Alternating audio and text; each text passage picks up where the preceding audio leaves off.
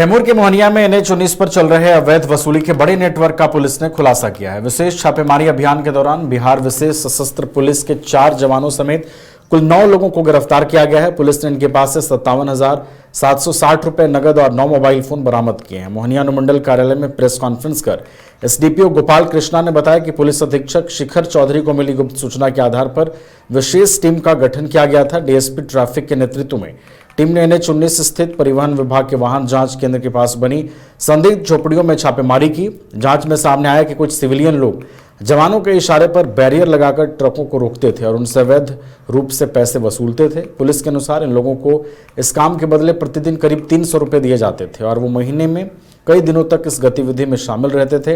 Police ने सभी आरोपियों के खिलाफ प्राथमिकी दर्ज कर आगे की कार्रवाई शुरू कर दी है। साथ ही यह भी जांच की जा रही है कि इस पूरे मामले में अन्य किसी अधिकारी या विभागीय कर्मी की भूमिका तो नहीं है। पुलिस का कहना है कि जांच के बाद और बड़े खुलासे हो सकते हैं।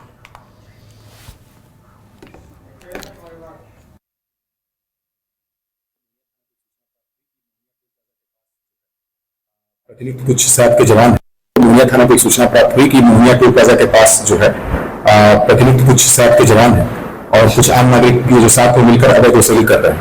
और इस सूचना को जब पुलिस अधीक्षक महोदय कैमूर ने संज्ञान लिया तो तुरंत एक छापेमारी दल का गठन हुआ और वो त्वरित कार्रवाई करते हुए वहां पे पहुंची घटनास्थल पर और वहां पे परिवहन विभाग के वाहन जांच केंद्र के पास 2 झोपड़ियां पाई गई।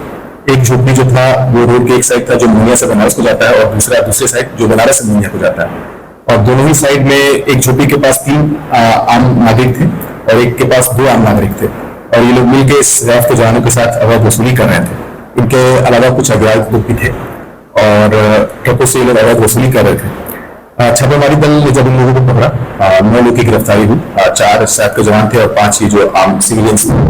इनसे जब पूछताछ की गई इस मामले को लेकर तो इनके द्वारा कोई भी संतोषजनक जवाब नहीं दिया गया और कुल जो जगह है यहाँ से 57,760 रुपया बरामद किए गए और 9 मोबाइल भी बरामद किए गए। और इस मामले में ये जितने भी 9 लोग हैं इनसे पूछताछ लगातार की जा रही है। FIR भी दर्ज कर दिया गया है और आगे अग्रिम कार्रवाई की जा रही है। नेतृत्व DSP ट्रैफिक कर रहे थे। ट्रकों से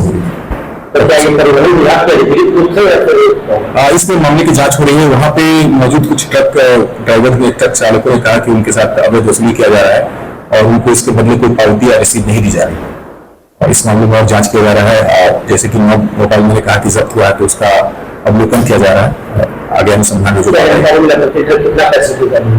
ये जानकारी नहीं स्पष्ट हो पाई है। हमने बात की है जो अब आम लोग भी थे और जो सैप के भी जवान थे तो उनका प्रति ट्रक वाली ऐसी कोई बात नहीं थी।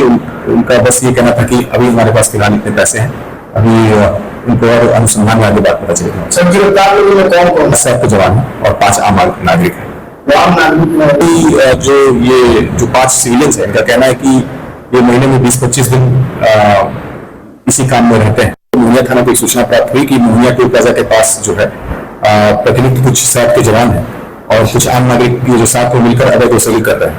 और इस सूचना को जब पुलिस अधीक्षक महोदय कैमूर ने संज्ञान लिया तो तुरंत एक छापेमारी दल का गठन हुआ और वो त्वरित कार्रवाई करते हुए वहां पे पहुंची घटनास्थल पर और वहां पे परिवहन विभाग के वाहन जांच केंद्र के पास 2 झोपड़ियां पाई गई। एक झोपड़ी जो था वो रोड के एक साइड था जो मोहनिया से बनारस को जाता है और दूसरे साइड जो बनारस से मोहनिया को जाता है। और दोनों ही साइड में एक झोपड़ी के पास 3 आम नागरिक थे और एक के पास 2 आम नागरिक थे और ये लोग मिलकर इस रैफ के जवानों के साथ अवैध वसूली कर रहे थे। इनके अलावा कुछ अज्ञात लोग भी थे और ट्रकों से ये लोग अवैध वसूली कर रहे थे। और बिहार के स्वास्थ्य मंत्री निशांत कुमार ने LNJP अस्पताल का औचक निरीक्षण किया। जैसे ही स्वास्थ्य मंत्री LNJP अस्पताल पहुंचे वहां अफरा तफरी का माहौल बन गया।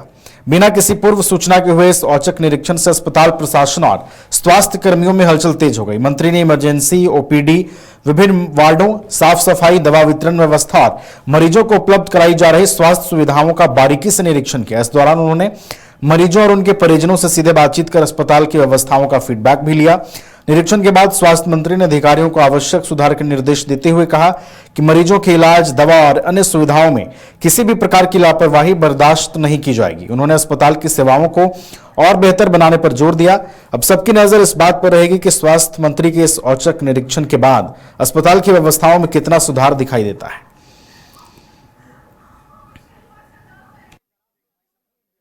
घर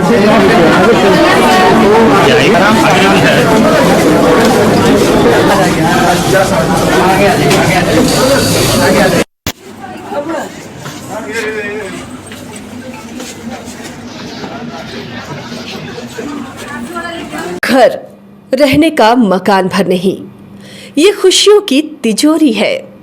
दरवाजे पर दस्तक देता पड़ोस, खिड़कियों से उमड़ आता आसमां, तारों में उलझी ऐसी ना जाने कितनी दास्तां। कहती हैं चले डायमंड सिटी, एक सफर हम सफर के साथ अपने घर तक। Diamond city, life long bonding, 500 से ज्यादा खुशहाल डायमंड परिवार। जल्दी करें, सिर्फ 200 फ्लैट बाकी। आज ही बुक करें अपना आशियाना।